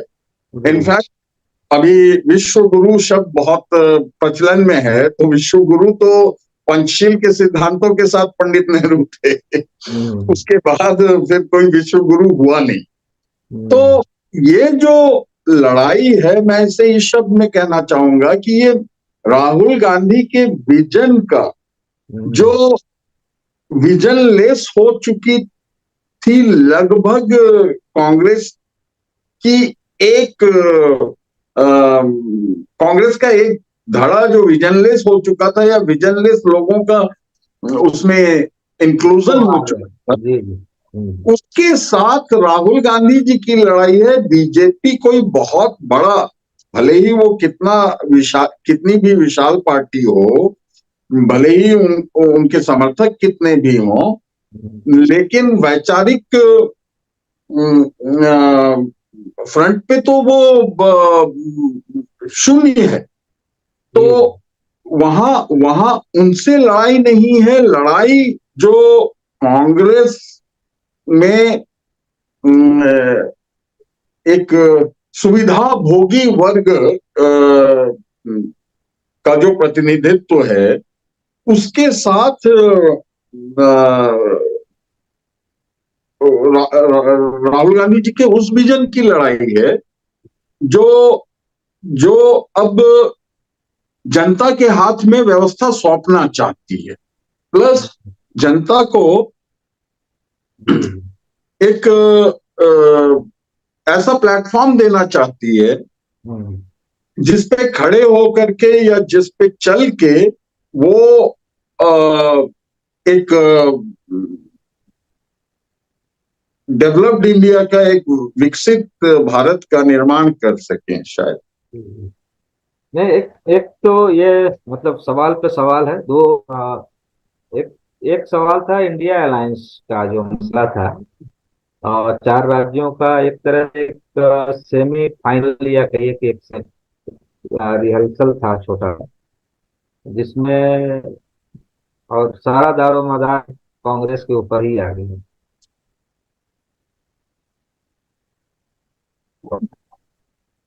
आपकी आवाज। हाँ, अभी भेजो। आवाज आ रही है? हाँ हाँ, अब आ रही, अब आ रही। आवाज आ रही है क्या? जी जी जी जी, अब आ रही। नहीं, एक तो जो जो सवाल मैंने शायद बीच में वो क्रम में छूट गया है, मैंने एक ही बार तीन चार सवाल कर दिए, इसलिए भी दिक्कत हो गई। जी एक तो जी वो था कि इंडिया अलायंस बना है, इसकी मुख्य धोरी तो कांग्रेस है। जी जी जी जी और कांग्रेस, हाँ, कांग्रेस में भी जो राहुल का जो एक पूरा विचार है, एक समझ है, और एक पूरे ने वो मतलब कई बार क्या होता है, कांग्रेस लगता है कि हम तो बहुत आगे हैं, तो बाकियों को थोड़ा, या बाकियों को लगता है आपकी आवाज कि थोड़ी सी ब्रेक हो रही है। शायद हमको पीछे कर- आपकी आवाज स्पष्ट नहीं आ पा रही है।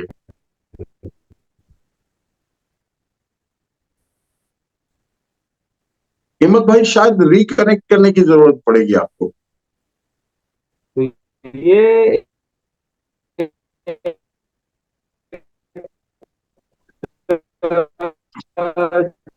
जो आवाज में अभी भी समस्या आती है। जिम्मेवारी है,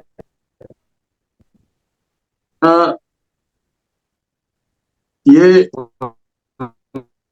आवाज में अभी भी समस्या आ रही है आपके।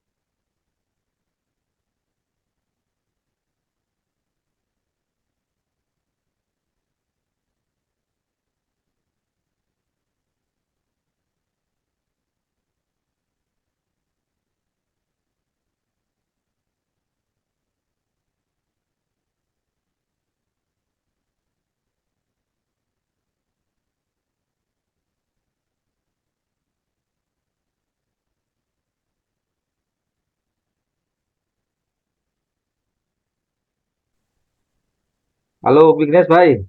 जी जी जी जी जी। हाँ, अब आवाज आ रही है? आप बेहतर दिख भी रहे हैं। अच्छा। हाँ, जी। वो मेरी मेरी बेटी ने ये सोल्यूशन निकाला है। हाँ हाँ हाँ हाँ हाँ हाँ। तो श्रोताओं से थोड़ा माफी मैं चाहता हूँ कि अ, जो भी हुआ, मेरा केवल ये कहना है कि जो इंडिया अलायंस है, जी और जी जी दो चीजें हैं, मतलब एक तो जिस तरह का फासिस्ट स्टेट है या बनता जा रहा है, अनस्टेबल। एक आवाज नहीं आ रही शायद ना? हाँ, ये आपके इंटरनेट में कुछ समस्या आ रही है शायद। हाँ, थोड़ा सा करता हूँ। हाँ, अब आ गई। आ गई ना? हाँ हाँ हाँ। जी। ये मेरी बेटी कर रही है। हाँ, ठीक है ठीक है। जी आवाज आ रही है अब? हाँ हाँ, बिल्कुल बिल्कुल बिल्कुल। हेलो। जी जी जी, बिल्कुल आवाज आ आ रही रही है? है। हाँ, बिल्कुल ठीक है बिल्कुल। ठीक है, तो अब हाँ, अब शुरू करते हैं। जी जी जी। एक तो ये तकनीकी जो मामले हैं उसका एक बड़ा खतरनाक पहलू यह है कि कब कहाँ धोखा दे जाए। इसको तो अब एडिट में हम लोग काट लेंगे। बिल्कुल बिल्कुल हाँ, तो सवाल अब फिर बिल्कुल। वहीं शुरू करते हैं, क्योंकि एक रिकॉर्डिंग का ही मसला है। एक जी तो ये कह रहा हूँ कि जब इंडिया अलायंस की जब बात हो रही है, इवन जी एक बड़ा मोर्चा बनाने की बात हो रही है, जी जी तो मोर्चे में जो राहुल गांधी जिस आइडिया को लेके आ रहे हैं, जी। एक तो उसके प्रति कितनी सहमति है। यदि सहमति नहीं होगी तो शायद हम एक बेहतर मोर्चा या एक बड़ी लड़ाई हम लड़ नहीं पाएंगे, या अपने जो अलायंस हैं उनको हम साथ में, तो ये नहीं कहीं एक बड़ी दिक्कत दिखाई दे रही है क्या? नहीं, मुझे ये दिक्कत नहीं दिखाई दे रही है, हम्म, क्योंकि जब इंडिया अलायंस बनी, वैसे अभी भी मीटिंग चल रही है। हम्म, कांग्रेस अध्यक्ष खड़गे जी के दफ्तर में ही चल रही है इंडिया अलायंस की बैठक। आज है? हाँ, आज चल रही। जी जी। तो तो ये मुझे इसलिए दिक्कत नहीं इसमें नजर आ रही है कि हम्म, बहुत देर से अलायंस का निर्माण हुआ, और निर्माण होने के साथ ही विधानसभा चुनाव आ गए। जी जो जी अलायंस का निर्माण हुआ था वो लोकसभा को ध्यान में रख के हुआ था। जी जी जी। और विधानसभा में अ, एक ना उस पर बातचीत हो पाई, ना सहमति हो पाई। और हम्म, अचानक से जो है वो एक कंफ्यूजन सा क्रिएट हो गया, जिसकी वजह से ये हम्म। विधान सभा के नतीजों में भी और लेकिन एक एक चीज आपको तो मानना पड़ेगा कि चाहे जी बीजेपी जैसी जैसी पार्टी है, जी। उसके नगर पालिकाओं के चुनाव तक में प्रधानमंत्री जी जाते हैं, हाँ हाँ, गृह बिल्कुल बिल्कुल मंत्री जी जाते हैं, तो बिल्कुल। वो तो हर चुनाव एक हाई पिच पे ही लड़ती है। जी। एक मतलब उसके लिए ये नहीं है कि लोकल गेम है तो हम जो है छोड़ देते हैं, बाद में देखा जाएगा, या हल्के में लेते हैं। वो हर चुनाव को उसी तरह से लेते हैं जैसे लोकसभा का चुनाव हो। बिल्कुल। तो कहीं ये एक तरह की गलतफहमी, ये जो अलायंस के जो पार्टनर्स हैं या इवन कांग्रेस के बीच में, कि केवल स्थानीय छत्रपों को के ऊपर ही छोड़ दिया जाता है कि भाई आप तो यहाँ के मालिक हैं, आप ही देखिए जैसे लड़ना हो। वहां बिल्कुल नहीं होता है। वहां तो मतलब केंद्रीय मंत्रियों तक को चुनाव में भेज दिया गया, चुनाव मैंने विधानसभा बिल्कुल का चुनाव लड़वाया। बिल्कुल तो ये जो पूरा एक स्ट्रेटजी है, आप समझ सकते हैं कि जिसको लोग कहते हैं चुनावबाज पार्टी, तो वो दिखाई देती है हर जगह, लोकल से लेके और नेशनल तक। इसमें भी कोई कमी या उस तरह की एक समझ या लग रहा है कि नहीं चलो जी, हम सब मिल गए हैं, 60-70% हम लोग अकेले हैं, तो कहीं भी जाएंगे तो भारी पड़ेंगे। लेकिन वो जहां भी जा रहे हैं वो टूट जा रहे हैं। जी। तो ये इस पे थोड़ी सी क्या रणनीति बनाने की जरूरत देखिए हिम्मत भाई, बहुत ही गहरी बात है ये। है? लेकिन क्योंकि सही बात है कि नगर पालिका के चुनाव तक में प्रधानमंत्री, गृह मंत्री वगैरह जाते हैं। दो पहलू हैं इसके। पहला पहलू ये है कि चुनाव जीतने के लिए अपने आप को झोंक देना एक अच्छी बात है। हम्म, हम्म, लेकिन इसका एक और पहलू है, और उससे चुनाव में जीत भी होती है, लेकिन इसका एक और पहलू है हम्म, कि जो गवर्नेंस है और जो चुनाव है वो दो अलग अलग चीज है। गवर्नेंस के पहलुओं पे ध्यान नहीं देना हम्म, भी एक बहुत बड़ी समस्या है, जो जनता के लिए धीरे धीरे बढ़ती जा रही है। वो हम्म, उस फ्रंट पे है। लेकिन ये जो सेक्युलर फ्रंट है, ये जो इंडिया गठबंधन है, जी, इनका पूरी तैयारी के साथ, क्योंकि आप बीजेपी को या किसी भी विपक्षी पार्टी को जिसके साथ एक धार्मिक सेंटीमेंट को जिन्होंने अपने साथ जोड़ा हुआ हो, कॉरपोरेट को जोड़ा हुआ हो, और पूरी जो देश की व्यवस्था है उसको हम्म, तोड़ के उन्होंने अपने खाने में किया हुआ हो, अपने कब्जे में किया हुआ हो, जी, जी, तो वैसे ताकत से लड़ना कोई आसान काम तो है नहीं। हम्म, ये बहुत मुश्किल काम है। और ये 60-70% वाला जो आ, वाली जो धारणा है, ये ठीक है कि 70% आपके साथ होंगे, या 62% या 64% जो भी हैं, 66, वो आपके साथ होंगे। लेकिन वो उन्हें साथ लेने के लिए आपको उन्हें एक क्लियर रोड मैप देना होगा। अगर हम्म, क्लियर रोड मैप हम नहीं दे पाते हैं उन्हें कि हम अगले 5 साल में क्या करना चाहते हैं, उनकी शंकाएं भी बहुत सारी होंगी, उनका भी समाधान जरूरी होगा कि कैसे हम साथ में मिलकर चला पाएंगे कि नहीं, जी, पहले जी, हमने चलाया है कि नहीं, हम्म, या और भी बहुत सारी शंकाएं होंगी। तो उनका निवारण अगर सही समय पे सबने मिल के नहीं किया, तो हम्म, फिर से वो फिरका परस्त ताकतों को आप सत्ता दे देंगे। और जो बच्ची खुची चीजें भी देश में हैं, बच्ची खुची चीजें भी जो देश में हैं, चाहे वो नीतिगत स्तर पे हो, चाहे वो जमीनी स्तर पे हो, चाहे वो हमारी सरकारी संस्थानें हों, नहीं लेकिन चाहे ये आप तो सही कह रहे हैं कि जो गवर्नेंस और इलेक्शन, लेकिन अभी जो 8-9 सालों से दिखाई दे रहा है एक पहलू की गवर्नेंस और इलेक्शन दोनों एक दूसरे में मिला दिए गए हैं। और जैसे बिल्कुल। ही गवर्नेंस का इतना ही मामला होता है कि चुनावी वर्ष में कुछ कुछ आपको वो डाल दिए जाते हैं, 6,000, 2,000, 1,500, कोई लाडली योजना के नाम पे, कभी उसके नाम पे। और आप योजना ये भी बनाते हैं कि 5 साल, अगले 5 साल तक हम 5 किलो अनाज वाला जो कार्यक्रम है। दूसरे यदि कुछ कर रहे हैं तो उसको आप बोलते हैं कि रेवड़ी बांट रहे हैं। तो ये कुल मिला के अब यही रह गया है कि आप चुनावी साल में या चुनाव के ठीक 1 महीने पहले या 15 दिन पहले आप डाल दीजिए और वोट बटोर लीजिए। बिल्कुल। तो हाँ, तो ये भी कितना लंबा चलेगा।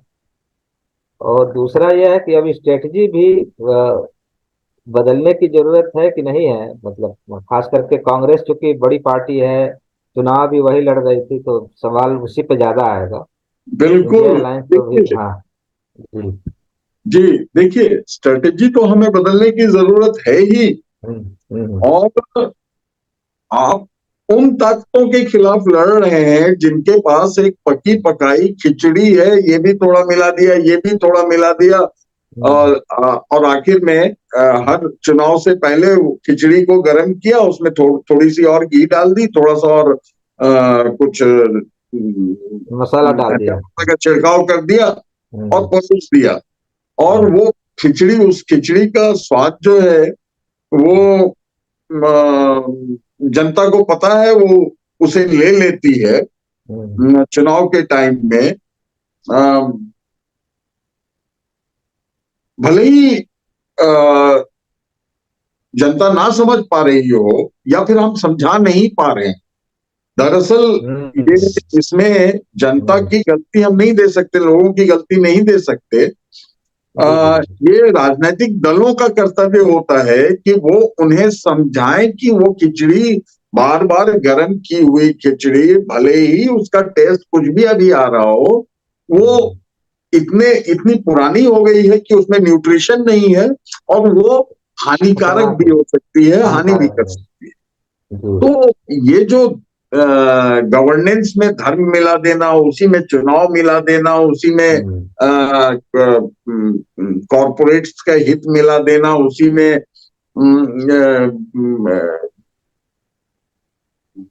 उसी में कई और चीजों को मिला देना, और जनता को थोड़ा सा मटर का छिड़काव करके दिखाना कि देखो कितना अच्छा लग रहा है, जी तुम जी। मुझे वोट दे दो। तो हम्म, वो चीज कितनी हानिकारक है ये बताने के लिए बहुत ज्यादा मेहनत लगेगी। कांग्रेस के कंधे पे जिम्मेदारी है, कांग्रेस एक कैडर बेस्ड पार्टी नहीं है। हम्म, लेकिन फिर भी आ, मुझे ऐसा लगता है कि सांगठनिक स्तर पे एक रूपता दिखा के, क्योंकि इस हम्म, चुनाव ने ये तो स्पष्ट कर दिया कि एक राज्य ऐसा था, उसे मैं नॉर्थ साउथ के बीच में नहीं देखता, मैं नॉर्थ साउथ के तौर पे नहीं देखता हूँ, हिंदी बेल्ट और नॉन हिंदी बेल्ट के तौर पे नहीं देखता हूँ। वो रह गया था सवाल, इसलिए उसे भी इसी जी इसी जी में जी। मिला दिया हाँ।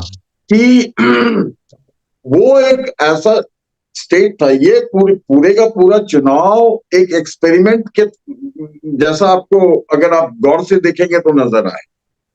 हम्म, दो तीन स्टेट्स में, तीन राज्यों में कांग्रेस के ही छत्रप थे, जबकि चौथे जगह पे राहुल गांधी जी ने जिम्मा अपने हाथ में लिया, और एक हम्म, नए युवा चेहरे के साथ वो हम्म, जोश से मैदान में आए।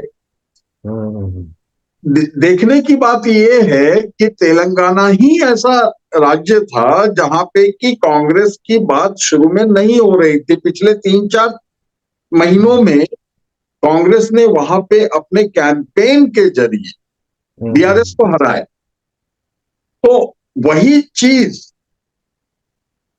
इन राज्यों में भी की जा सकती थी, लेकिन हम्म, कांग्रेस ने अपने ही छत्रपों को, जो अपने राज्य इकाई के जो चेहरे थे, उन्हीं को अ, आगे बढ़ने दिया, उनको ही निर्णय लेने दिए।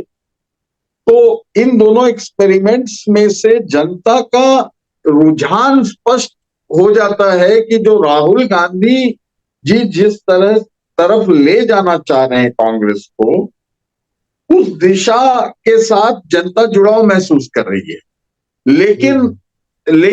लेकिन जो लोकल छत्रप, जो राज्य के नेतृत्व हैं, वो जो थोड़ा सा मिश्रण करके सॉफ्ट हिंदुत्व का या किसी भी तरह के इतने से भी लेश मात्र भी अगर सांप्रदायिकता का मिश्रण होता है, तो हम्म, जनता उसे पसंद नहीं कर रही। जनता जी। को जनता बहुत स्पष्ट है इस मामले में कि उन्हें, जहां तक राष्ट्रीय या फिर राज्य के बड़े इलेक्शनों का, मतलब विधानसभा चुनाव का मामला हो, तो जनता बहुत स्पष्ट है कि उन्हें अ, जो एमएलए कैंडिडेट चाहिए, जो विधानसभा का कैंडिडेट चाहिए, वो भी ऐसा चाहिए जो उनके क्षेत्र में काम करे। जी उन्होंने जी बहुत कई इलाकों में जी। जो ये तो हो गया एक पहलू। दूसरा हाँ, यह है कि अ, उन बीजेपी के साथ आरएसएस है, जी जी जी और आरएसएस की का एक पॉलिटिकल विंग है बीजेपी। जी जी इसके जी अलावा वो उसके सैकड़ों हजारों की संख्या में उसके आनुषंगिक संगठन हैं जो अपने अपने तौर पे काम कर रहा है। जी जी जी जी और मुझे लगता है कि ये जो एक बड़ा चैलेंज है, जो एक पार्टी शायद यदि कांग्रेस या इंडिया अलायंस को भी यदि काम करना है, तो जी आपके भी हजारों तौर तरीके, हजारों सांगठनिक ढांचे खड़ा करना, और वो सेकुलर बेस पे जी कहीं जी भी जी यदि, हाँ, वो सेकुलर बेस कहिए या इवन कहिए कि संवैधानिक जो मूल्य हैं, जी जी जी हाँ, तो उस पे खड़ा होके यदि कुछ बनता है, तो वो कहीं कुछ सुगबुगाहट दिख रही है, या फिर से कुछ अनपॉपुलर होने का इंतजार कर रहे हैं कि बीजेपी अनपॉपुलर हो जाए, तो हम, हालांकि अनपॉपुलर होते होते भी वो ज्यादा से ज्यादा सीटें ले आ देती है या मैनेज कर ले जाते हैं। बीजेपी में वो क्षमता है, आप में नहीं है। जी जी जी तो ये एक उनके पास एक बड़ा प्लस पॉइंट है बीजेपी के साथ। जी इसका इसका उसको जवाब आपने आप कैसे देख पाएंगे, या ये मान लिया जाए कि बीजेपी जो है अब अजेय पार्टी है, अब उसको कोई हरा नहीं सकता। जी, अच्छा सवाल है आपका। आवाज आ रही है? देखिए, इसका जवाब जी। आपने खुद, हाँ, इसका जवाब आपने खुद दिया था हम्म, कि कांग्रेस नेतृत्व और पूर्व अध्यक्ष राहुल गांधी जी, जो जिन्होंने पद छोड़ के और भारत भ्रमण को प्राथमिकता दी, तो वो भी पैदल पदयात्रा, तो उनके उन्हें ये स्पष्टता है कि हमें किस प्रकार आगे बढ़ना है, और कितनी मेहनत करनी है, कितना परिश्रम करना है उस बड़े सांगठनिक ढांचे से लड़ने के लिए, उनसे टक्कर लेने के लिए, वो उन्हें एहसास है। और ये स्पष्ट दिखता भी है, जनता के साथ भी उनका कनेक्ट बन गया है। जनता भी इस बात को समझ रही है, उनकी जो विचारधारा है, उसके साथ जनता का समर्थन भी है। लेकिन हम्म, आपने जैसा कहा था कि राहुल गांधी की जो लड़ाई है वो कांग्रेस के उस तबके से है जो सुविधा भोगी है, या हम्म, फिर भाजपा की तरह वो भी एक सत्ता पाने का शॉर्टकट तलाश कर रहे हैं, या तलाशते हम्म, रहते हैं, हम्म, या शॉर्टकट लेकर के बैठे हुए हैं। यहां एक बहुत बड़ा प्रश्न है कि सत्ता हासिल करके भी यदि आप जनता को वो नहीं दे पा रहे हैं जो आप देना चाहते हैं, और जो जनता चाहती है कि आप दें, हम्म, तो वो ज्यादा बड़ा फेल्योर होगा, ज्यादा बड़ी समस्या होगी इससे, जी, कि पहले आप अपने सांगठनिक ढांचे को ठीक करें, और एक मत हो कि हमें जनता को ये देना है और ये देने की बात करके हमें आगे बढ़ना है। जी, जी, जैसे आपको उदाहरण देना चाहूंगा कि अ, राहुल गांधी जी ने आदिवासी अधिकारों की बात की और बहुत ज्यादा उस पर फोकस किया। लेकिन दो राज्यों मध्य प्रदेश और छत्तीसगढ़ में तो चलिए थोड़ी बहुत समस्या थी, बहुत नहीं थी उस फ्रंट पे, लेकिन कुछ मैगजीन्स ने, कुछ न्यूज चैनलों ने उसे बहुत बढ़ा चढ़ा के दिखाया था। और समस्या तो थी, उसको निपटाना छत्तीसगढ़ सरकार का काम था। मुझे नहीं पता कि उसने कितना रोल प्ले किया, लेकिन उसने भी किया। मध्य प्रदेश में जो आदिवासी राजनीतिक पार्टी है, भारतीय आदिवासी अधिकार पार्टी के नाम से शायद, तो उनके साथ, सॉरी, राजस्थान में उनके साथ कांग्रेस, हाँ, ट्राइबल पार्टी ऑफ इंडिया है शायद। हाँ हाँ हाँ, हाँ, ठीक है। एक जगह ट्राइबल पार्टी ऑफ इंडिया, एक जगह बाप है वो, हाँ हाँ, साउथ साउथ राजस्थान की बात करते हैं। अधिकार जी जी। पार्टी या कुछ ऐसा ही नाम है उनका। हाँ, वो तो भारतीय ट्राइबल संघ है या कुछ नाम है। हाँ हाँ, तो जी। उनसे उनसे उनसे एक गठबंधन नहीं बन पाना भी शायद इन राज्यों के चुनाव पे थोड़ा बहुत असर डाल गया है। जी तो जी जी। तो इस तरह की छोटी छोटी जो चिंताएं हैं वो बनी हुई हैं, और आ, मुझे लग रहा है कि कांग्रेस बहुत बहुत कायदे से अब सांगठनिक ढांचे में बदलाव के साथ एक विस्तृत एजेंडा लेकर के आना चाहेगी। और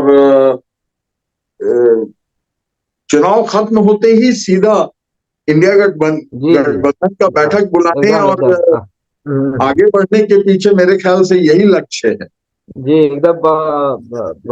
क्योंकि एक सीटिंग में या एक बैठक में इतना बड़ा जो पूरा एक मसला है चुनाव का और चुनाव के नतीजों का, बिल्कुल, यदि वो यही कांग्रेस जीत गई होती तो ये माना जाता कि तो स्वाभाविक था, ये तो हो रहा था। लेकिन जब हारी है तो बहुत सारे विवेचनाएं या बहुत सारी कमियां बेसियां वो देखने को मिली हैं। लेकिन एक पॉजिटिव ये है कि जो वोट शेयर का अंतर है वो कांग्रेस कहीं ज्यादा है। जी जी जी तो और यही यही गड़बड़ नहीं है जितनी दिखाने की कोशिश हो रही है। जी जी जी हाँ, तो और दूसरा कि बीजेपी को भी हम बधाई तो दे ही सकते हैं कि अ, तमाम हारी हुई बाजी को भी उन्होंने जीत में बदल दिया है। और बिल्कुल हाँ, एजेंडा क्या है उस पर तो सेकेंड राउंड पे बात होगी, और कैसे कैसे स्ट्रेटजी बनेगी, किसकी क्या होगी। और स्वाभाविक रूप से बीजेपी भी अब नई रणनीति बना रही होगी। एक बिल्कुल। चीज चलते चलते एक महत्वपूर्ण पहलू छूट गया।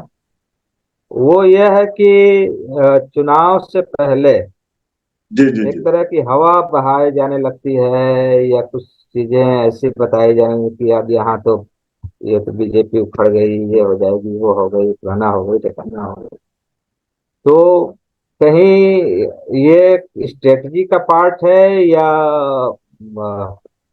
कि सब शायद जो विपक्षी हैं वो थोड़े मतलब आराम हो जाए कि अब तो हम जीत ही रहे हैं। तो इसको आप किस रूप में देखते हैं, थोड़ा सा ये हम जानना जी चाहेंगे। जी। सच ये है कि भारत जोड़ो यात्रा के बाद मध्य प्रदेश में कांग्रेस के समर्थन में हम्म लोग निकल के आ रहे थे, खुल के बोल रहे थे, समर्थन करना चाह रहे थे। हम्म हम्म आप अगर गौर से देखें हम्म तो मध्य प्रदेश ही वो राज्य है जहां सही मायने में कांग्रेस को वोट शेयर का झटका लगा है। लगभग हम्म 8.5-9% नीचे गई है हम्म बीजेपी से।